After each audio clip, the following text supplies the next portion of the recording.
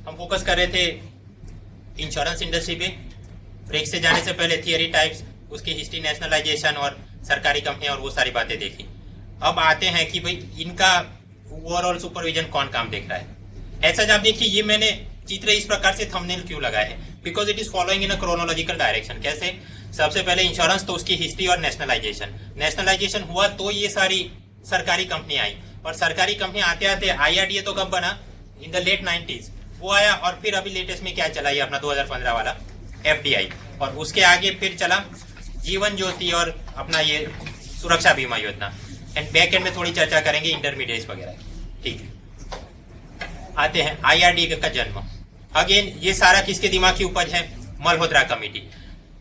Early 90s में ये बनी, और इसने बोला कि जैसे सेबी सिक्योरिटीज मार्केट को देख रही है तो उसके पैरेलल ऐसी कोई स्टैट्यूटरी बॉडी इंश्योरेंस मार्केट को देखनी चाहिए, IRDA हमें बनानी चाहिए। सो 96 में इसे बनाया गया। In the year 1999 insurance regulatory and development authority act वो पारित हुआ, और साल 2000 में प्रेसिडेंट ने साइन किया और वो काम शुरू हो गया। अब आप समझिए, इंश्योरेंस अमेंडमेंट 2015 ये क्या कर रहा है? बैक एंड में 3 कानूनों में ये सुधार करने की कोशिश करा है। एक तो है अपना इंश्योरेंस एक्ट ऑफ द 1938, ये कैसे उसकी इंश्योरेंस काउंसिल और वो सब में कुछ सुधार आगे स्लाइड में देखेंगे। दूसरा ये अमेंडमेंट क्या बोल रहा है कि हम general insurance nationalisation of the year 1972 उसमें बदलाव कैसे? वो याद करो, 4 सरकारी जनरल इंश्योरेंस कंपनी, उसमें था 100% ओनरशिप, उसे डायल्यूट करते करते 51 तक आप ला सकते हो, right? So this is thing. और तीसरा कानून किसमें सुधार करना है? अपना ये IRDA एक्ट, वो जो है इन द ईयर 1999 में बना। यहाँ बदलाव करते करते सबसे बड़ी बात करी गई, नाम में परिवर्तन। IRDA का कर दिया IRDAI, मतलब insurance regulatory and development authority of India, और उसकी सत्ता में कोई और नई नई शक्तियां जोड़ी गई और वो सारी बातें। ठीक है, तो अब हम IRDA का स्ट्रक्चर, फंक्शन देखेंगे, और जो जो नया आया है अमेंडमेंट में वो ऑरेंज कलर में देखेंगे। सबसे पहले IRDA स्ट्रक्चर में 10 जने होते हैं, री अपॉइंटमेंट हो सकता है, हाँ हो सकता है। 10 जनों में एक होता है उनका चेयरमैन, 5 साल या मैक्सिमम 65 एज, उसमें से जो पहले आ जाए। नीचे 5 फुल टाइम मेंबर और 4 पार्ट टाइम मेंबर रहते हैं, उनके लिए भी 5 साल टर्म लिमिट या 62 age whatever is earlier. इनका एक्सपीरियंस होना चाहिए लाइफ इंश्योरेंस, जनरल इंश्योरेंस, ऐसी सभी चीजों में। नेक्स्ट, ये लोग जब रिटायर हो जाएं तो तुरंत किसी और कंपनी में जाके नहीं जुड़ सकते, 2 साल तक उनका क्या है, कूल ऑफ पीरियड रहता है, सिवाय की सरकार अनुमति दे दे। ऐसा क्यों? ताकि कोई कंफ्लिक्ट ऑफ इंटरेस्ट ना रहे। किसी ने उसे बोला हो कि तुम ऐसा करवा देना और फिर रिटायर हो जाओ तो मैं इसे इतने करोड़ का आपका पैकेज दूंगा, लाइक। आगे जैसे वो होता है, जज वगैरह के इस केस में रिमूव कर सकते हैं। यहाँ इतना तो टाइप नहीं है, बट सम प्रोविजन कि अगर वो बैंकरप्ट हो जाए, कंफ्लिक्ट ऑफ इंटरेस्ट हो, फिजिकल या मेंटल इन्फॉर्मिटी हो जाए, या कोई कोर्ट इसे सजा दे दे, तो ऐसे केस में इसे मेंबर चेयरमैन को हटाया जा सकता है। काम ये लोग क्या करते हैं? बाय डिफॉल्ट इंश्योरेंस कंपनी क्या है? एक प्रकार की NBFC, that is non banking financial companies. As such RBI ने सभी NBFC को ब्लैंकेट परमिशन दे दी है कि जाओ जाके आपको इंश्योरेंस कंपनी चालू करने की छूट है, but you have to register yourself with IRDA। So they have to get IRDA का रजिस्ट्रेशन लेना पड़ेगा। और रजिस्ट्रेशन IRDA कैसे करती है? 2 विभाग में, एक तो लाइफ इंश्योरेंस का अलग से, नॉन लाइफ जनरल का मतलब अलग से। मल्होत्रा ने क्या बोला था? कोई you have to control the number of entered, कितने नए कंपनी आ सकती है वो आप काबू में रखना। बट एज सच IRDA ऐसा कोई कोटा चल के नहीं उसके दिमाग में है कि हर साल में केवल 2 ही नए बंदों का रजिस्ट्रेशन कराऊंगा, नहीं। जो जो आते हैं अच्छे प्रपोजल वो साइन कर देते हैं। उसके ऊपर ये international association of insurance supervisor, basal में ऐसी एक इंटरनेशनल बॉडी है, इसका भी ये सदस्य है। और अपना अब तक का इसका क्या काम था कानून के अंतर्गत? Registration, renewal and regulation of insurance companies. ये तो पहले से था। नया क्या लेके आए? ऐसा भी बोला in case of any violation ये इंश्योरेंस कंपनी का रजिस्ट्रेशन उसे विथहोल्ड कर सकती है, सस्पेंड कर सकती है, कैंसिल कर सकती है। ऐसा जब आप समझो, पहले ही रेगुलेशन बोला तो ये सारे पावर तो थे ही, अब केवल एक्सप्लिसिट उसे मेंशन कर दिया अमेंडमेंट के जरिए, और कुछ और फंक्शन दिए गए सुपरविजन करने के लिए। पहले भी उसके पावर में था कि भाई वो अकाउंट मॉनिटर कर पाएगा, ये इंश्योरेंस कंपनी वाले उसका फी रेट, कमीशन, सॉल्वेंसी बराबर है कि नहीं वो देख पाते थे। नए 2015 के अमेंडमेंट में स्पेसिफिक प्रोविजन दिए गए। फर्स्ट थिंग, हर एक इंश्योरेंस कंपनी ने जो भी पैसा आ रहा है मतलब रिसिप्ट, और सामने वो जो जो पेमेंट कर रहे हैं उसके अलग अलग अकाउंट बनाने पड़ेंगे। सेकंड थिंग, इंश्योरेंस कंपनी ने अपने खर्चों को एक तय सीमा के अंदर ही रखना होगा, और वो तय सीमा कौन तय करेगा? IRDA। ये प्रावधान क्यों? आप समझो ये विदेशी कंपनियां और वो पूरा आके बना दिया कुछ, और फिर वो अपने CEO और टॉप एग्जीक्यूटिव को ढेर सारा पैसा सैलरी पैकेज में देना शुरू करे, और एक प्रकार से क्लाइंट को ही वो नुकसान होगा, उसे रिटर्न में पैसा कम आएगा, right? So because of that IRDA एक लिमिट सेट करेगा हर एक प्रकार की बिजनेस में, उससे ज्यादा ये कंपनियां खर्चा नहीं कर पाएंगी अपने ऑपरेशन के लिए। आगे कोई भी कंपनी नीचे उसके कमीशन, वो जो भी एजेंट है उसको जो IRDA ने स्लैब तय किए हो उससे ज्यादा अनऑथोराइज कमीशन भी नहीं दे पाएगी, अदरवाइज उस पर मॉनिटरी पेनल्टी लगाई जाएगी। अब ये सारी चीजें हैं, ये तो नियम में लिख दिया, अब सुपरविजन के पावर भी होने चाहिए IRDA को कि असल में ये कर रहे कि नहीं कर रहे। सो IRDA चाहे तो वो अलग से अपने ऑफिशियल नियुक्त कर सकता है कैपिटल रिक्वायरमेंट देखने के लिए। कैपिटल रिक्वायरमेंट दो तरीके से, एक तो नेट ओन फंड मेरे ख्याल से 500 करोड़, और दूसरे पेड अप कैपिटल, वो सारी चीजें वो देखेगा। सेकंड थिंग, IRDA को जब भी मर्जी हो वो कंपनी और उसके मिडलमैन, एजेंट, ब्रोकर, उसके सभी ऑडिट अकाउंट पे जाके सुपरविजन चेकिंग कर सकता है, और अगर उसे कुछ गलत लगे तो मॉनेटरी फाइन भी इम्पोज कर सकता है। यदि किसी इंश्योरेंस कंपनी को ये लगे कि IRDA मुझे विक्टिमाइज कर रही है, मुझे गलत तरीके से सजा दी, तो ऊपर एपेलेट स्ट्रक्चर बॉडी कुछ होना चाहिए। तो IRDA के ऊपर एपेलेट बॉडी कौन रहेगी? Securities appellate tribunal, that is set. आप समझो सेट एक और चीज का भी ऊपर बाप है, कौन? सेबी के सामने आपको कोई और अपील में जाना, you can go to SAT, and now IRDA के अपील में जाना है, then also you can go to SAT. आगे ये तो मतलब कुछ अकाउंटेंट के अंदर काम करने हैं। दूसरा, क्लाइंट का जो भी पैसा आया, बैकअप, सेफ्टी, इमरजेंसी का कुछ प्रावधान होना चाहिए। बैंक में तो क्या है हमको पता है, एक होता है CRR, कैश रिजर्व रेशियो, मतलब कुछ पैसा net demand and time liability में जो भी पैसा है उसका कुछ हिस्सा एक बाजू रख देना है, कहीं निवेश नहीं करना है। Second was statutory liquidity ratio SLR, that means cash, gold, government security and RBI approved security, ऐसे में कहीं पे डाल के रखना है। फिर एक और भी चीज होती है capital adequacy ratio, Basel norms, वो हम आगे अलग लेक्चर में बात करेंगे। तो बैंक के अंदर तो ये प्रावधान, तो इंश्योरेंस कंपनी में भी कुछ प्रावधान हो गए। क्या है वो प्रावधान? उनको बोलते हैं इन्वेस्टमेंट पैटर्न। यहाँ जैसा अपना SLR है, SLR का फंडा क्या, कुछ पैसा गोल्ड, कैश, गवर्नमेंट सिक्योरिटी में रखना है। सेम भी यहाँ पर रहता है इंश्योरेंस कंपनी में कि इन्वेस्टमेंट पैटर्न के नाम पे कहीं कुछ पैसा लगाना है। और जैसे यहाँ पर बैंकों में कैपिटल एडिक्वेसी रेशियो है, तो इंश्योरेंस कंपनी में रहता है सॉल्वेंसी मार्जिन। खैर वो टेक्निकल में ज्यादा महत्वपूर्ण नहीं, अपने लिए काम का है इन्वेस्टमेंट पैटर्न। इन्वेस्टमेंट पैटर्न 60-70 में क्या था, LIC को प्रीमियम में जितना भी पैसा है उसका 50% तो कंपल्सरीली गवर्नमेंट सिक्योरिटी में ही लगाना, ऐसा पहले नियम था। मल्होत्रा कमेटी बनी, उसने बोला इतना ज्यादा क्यों लगा रहे हो, मतलब गवर्नमेंट सिक्योरिटी में आज सच आपको पता है कि रिटर्न अच्छा नहीं मिलता है कंपेयर टू अदर, कहीं जाके आप निवेश करो। सो ये कंपलसरी नॉर्म है, उसे 50% से कम करके आप कितना कर लो, केवल 15%, ऐसा मल्होत्रा बोल के गए। खैर 15 तो नहीं किया, बट धीरे धीरे रेस्ट तो करते रहे। अक्टूबर 2014 का मेरे पास डेटा है। लाइफ इंश्योरेंस कंपनी के ऊपर क्या नियम है, जो भी क्लाइंट का पैसा प्रीमियम में आया ढेर सारा, मान लो वो है 100% पैसा, मिनिमम उसका 25% तो कंपल्सरीली गवर्नमेंट सिक्योरिटी में ही निवेश करना होगा।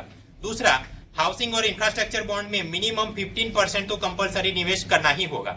सेकंड, अदर अप्रूव्ड इन्वेस्टमेंट जिसमें RBI के ये repo, commercial papers, AA rated वो सिक्योरिटी डिबेंचर, ऐसी चीजें, वहां पर मैक्सिमम 20%, और अदर में बोल के रिमेन। तो इस प्रकार से मतलब आप याद करो, बैंक में क्या है, CRR SLR बोल दिया तो बात खत्म, और आगे खींच के बहुत थी PSL, right. Otherwise they have lot of flexibility. आप यहां समझो इतनी ज्यादा फ्लेक्सिबिलिटी आपको नहीं दिख रही। दैट्स व्हाई शुरुआत के लेक्चर में ही मैंने बोला कि ये insurance company bank, mutual fund वगैरह से अलग कैसे है। एक तो ये कि इन पे ये ज्यादा इन्वेस्टमेंट पैटर्न टाइट रहता है। तो लाइफ इंश्योरेंस में कुछ ये फंडा है। जनरल इंश्योरेंस के इन्वेस्टमेंट पैटर्न में क्या नियम है कि GSEC में कुछ पैसा लगाना पड़ेगा, फिर स्टेट, राज्य सरकारों को हाउसिंग, फायर फाइटिंग इक्विपमेंट खरीदने के लिए कुछ पैसा वो लोन में घुमाना पड़ेगा, सोशल सेक्टर, इंफ्रास्ट्रक्चर में कुछ पैसा देना पड़ेगा, और अप्रूव्ड इन्वेस्टमेंट लाइक दैट। हो सकता है ये डेटा कुछ आउटडेटेड होगा, बट पॉइंट इज कुछ कुछ जगह पे कंपल्सरीली इतना पैसा डालना पड़ता है। MCQ एक इंटरेस्टिंग देखते हैं, निम्नलिखित में से कौन सी कंपनी या एंटिटी को कंपल्सरीली गवर्नमेंट सिक्योरिटी में निवेश करना ही पड़ेगा? Merchant bank, commercial bank, investment bank, life insurance companies. बोलिए कंपलसरी कौन सा? Life insurance company. अभी हमने देखा ना 20% मेरे ख्याल से जो भी था, मिनिमम उतना तो निवेश करना ही होगा। आप समझो कमर्शियल बैंक के बारे में ये नहीं बोल सकते भाई। एसएलआर का फंडा क्या है? या तो कैश में रखो या गोल्ड में रखो या गवर्नमेंट सिक्योरिटी में या RBI approved other securities. Compulsorily इतना परसेंटेज आपने गवर्नमेंट सिक्योरिटी में रखना ही है, ऐसा नहीं बोला है। बट लाइफ इंश्योरेंस में तो आईआरडीए ने वो कंपलसरीली बोला है अराउंड 20% तो रखना ही है। तो ये इसमें से ट्रिकी एमसीक्यू कुछ ऐसा बन सकता है। खैर, अब ये जो भी इन्वेस्टमेंट हमने देखा कि सोशल इंफ्रास्ट्रक्चर, इकोनॉमिक इंफ्रास्ट्रक्चर में कंपलसरीली कुछ ना कुछ डालना है। हम वापस आते हैं अपनी मुख्य बात पे। 49% एफडीआई किया, ढेर सारा पैसा आएगा, अच्छा बड़ा एक्सपांशन होगा। सो बेनिफिट में हम बोल सकते हैं कि इस प्रकार से बैलेंस ऑफ पेमेंट में मदद करेगा, इंफ्रास्ट्रक्चर इन्वेस्टमेंट में मदद करेगा। और क्रिटिसिज्म में वही बात की मदद नहीं करेगा। देख लेते हैं कि एफडीआई में इस प्रकार से रिलैक्सेशन करने पर फायदा कैसे कर सकता है। आप देखो फॉरेन ट्रेड पॉलिसी, उसके तहत हम करंट अकाउंट डेफिसिट धीमे धीमे कम करते जाएंगे। और यदि एफडीआई यहां रिलैक्स किया तो और अपना कैपिटल अकाउंट सरप्लस बनता जाएगा। और इस हिसाब से अपने आरबीआई का फिर फॉरेक्स रिजर्व भी इट कैन ऑगमेंट, ज्यादा होता रहेगा, मेरे 75 बिलियन और समथिंग। और फिर वो पैसा हम घुमा सकते हैं प्रोजेक्ट लोन में, दूसरे देशों को दे दिया और फिर अच्छा काम होने लगा। वो L6P2 में हम चर्चा कर चुके हैं। तो एक तो ये मुद्दा क्या अच्छा फायदा करेगा। सेकंड थिंग, इस प्रकार से यदि आरबीआई के पास ढेर सारा फॉरेक्स रिजर्व हो तो वो नीचे under the manage floating exchange rate regime में वो रुपये एक्सचेंज रेट को स्टेबिलाईज कर पाएगा और फाइनेंशियल मार्केट में भी स्टेबिलिटी आएगी। उसकी लालच में और उससे आश्वासित होके विदेशी निवेशक फिर अपनी ये गिफ्ट सिटी बन रही है, इंटरनेशनल बैंकिंग, पेंशन, इंफ्रास्ट्रक्चर, वो अलग अलग सेक्टर में भी वो उनकी इच्छा होगी कि वहां भी पैसा डालते हैं। नेक्स्ट थिंग, ये पेंशन वालों का एफडीआई लिमिट वो इंश्योरेंस के साथ लिंकअप है, तो यहाँ पे F49 तो वहां पर भी 49, तो और पैसा आता रहेगा। आगे बात, इस प्रकार से ढेर सारा पैसा आ गया, कंपनियों का एक्सपांशन हुआ और वो जो भी एक्सपांशन होता रहा, उनको जो भी पैसा मिला कंपलसरीली कुछ तो पैसा उन्होंने social sector, infrastructure, economic infrastructure में डालना है। वो पैसा आपको मतलब उतना डेवलपमेंट होगा। जैसा कि विवेक देबरॉय और इकोनॉमिक सर्वे ने बोला था कि इंश्योरेंस सेक्टर वाले से पैसों का फ्लो आप लॉन्ग टर्म इंफ्रास्ट्रक्चर प्रोजेक्ट में किसी तरह से डलवाइए, तो ये तरीके से हम डलवा सकते हैं। तो मतलब ये तो अच्छी बात है कि एफडीआई आने से एक तो स्टेबिलिटी कैसे आएगी, इंफ्रास्ट्रक्चर डेवलपमेंट कैसे होगा। और स्वाभाविक है अब इसका क्रिटिसाइज भी करना कि ऐसा नहीं होगा, नहीं कैसे होगा। रघुराम राजन वो सोच रहे हैं कि मैं कैपिटल अकाउंट कन्वर्टेबिलिटी को थोड़ा रिलैक्स करूं। फंडा क्या था? कैपिटल अकाउंट कन्वर्टेबिलिटी मतलब डॉलर आप बाहर से लेके आओ, रुपये में तब्दील करो, भारत में निवेश करो और फिर आपकी मन मर्जी हो तब वो रुपये को वापस डॉलर में तब्दील करा के बाहर लेके भाग जाओ। If there is full capital account convertibility, ऐसा आप मन मुताबिक कर सकते थे। और ऐसा करने पर वो ईस्ट एशियन क्राइसिस जैसा हुआ इन द ईयर 1997, ऐसा कुछ हो सकता है भारत में भी।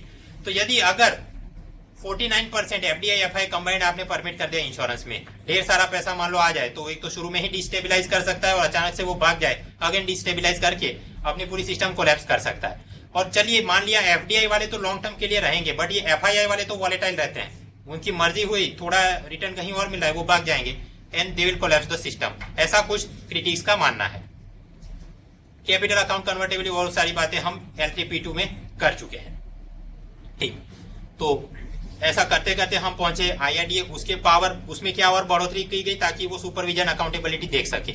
और उसी के एंगल में ये अपना एफडीआई में कुछ और नुकसान। आगे बढ़ते हैं, फाइनेंशियल इंक्लूजन के लिए क्या।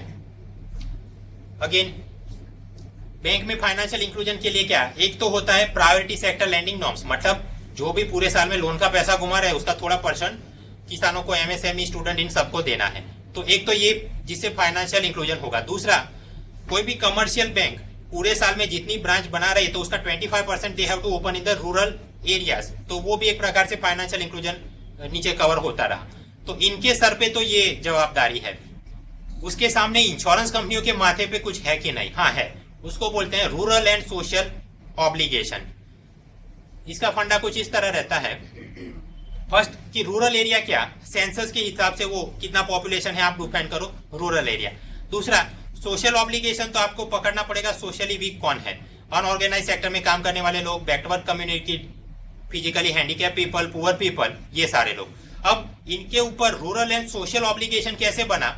नियम कुछ इस तरह रहते हैं इंश्योरेंस कंपनी पे कि आपने काम शुरू किया, उसके फर्स्ट फाइनेंशियल ईयर में 5,000 ऐसे लोगों को इंश्योर करना पड़ेगा, दूसरे साल में इतने, फिर 10वें साल में जाके कुल मिला के 25,000 और लोगों को इस प्रकार से इंश्योर करना पड़ेगा, लाइक दैट। टेक्निकल डिटेल से रहती है, ज्यादा अपने लिए काम का नहीं, बस याद क्या रखना है, they also have some type of rural and social obligations. Malhotra committee क्या बोल के गई थी कि ग्रामीण इलाकों में आप पोस्टल लाइफ इंश्योरेंस को चालू रखना, क्योंकि ये पब्लिक प्राइवेट सेक्टर वाले आके यहाँ सभी जगह पे सर्व कर पाएंगे, मुझे वो शंका है। और साथ ही साथ इसके ऊपर ये पब्लिक प्राइवेट सेक्टर कंपनी कुछ काम कर सके, उसके लिए आप कुछ ना कुछ नॉर्म्स तो रखना ही। वापस हम आते हैं, 49% एफडीआई कर दिया, उसका क्रिटिसिज्म। एक तो ब्रेक से पहले हमने अकाउंटेबिलिटी में देखा कि कंपनी एक्ट में वो फॉल करेंगे नहीं करेंगे, अच्छा होगा बुरा होगा। अभी थोड़े समय पहले हमने इन्वेस्टमेंट वाला दिया कि इन्वेस्टमेंट होगा नहीं होगा। अब रूरल पेनिट्रेशन पे आते हैं कि ये जो सारे भी नियम है, रूरल पेनिट्रेशन होगा अच्छे में, नहीं होगा क्रिटिसिज्म में। होगा कैसे? इंश्योरेंस पेनिट्रेशन की व्याख्या क्या थी? Total premium divided by total GDP. उस हिसाब से जो आंकड़ा मिले परसेंटेज में आप निकालो। भारत में कितना है? 3.2%, जापान में है 10%, ऑस्ट्रेलिया में 6%। तो अपना इंश्योरेंस पेनिट्रेशन तो बहुत कम रहा है। एज सच लाइफ इंश्योरेंस की बात करें तो एलआईसी वालों 70% मार्केट कैप्चर करके रखा है।